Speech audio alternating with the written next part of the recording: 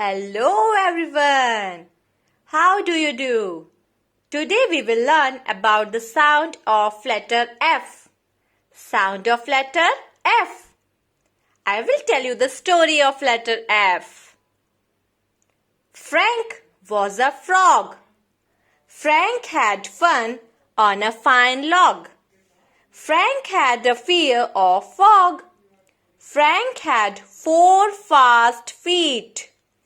Frank had a friend named Fanny.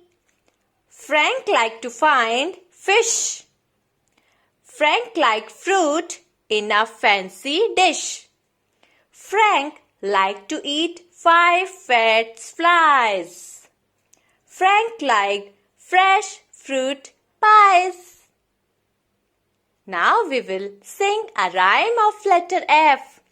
My friends and I went to the beach with my floating fish. It got a hole. The air came out. The air came out. Yes, you all are right. The sound of letter F is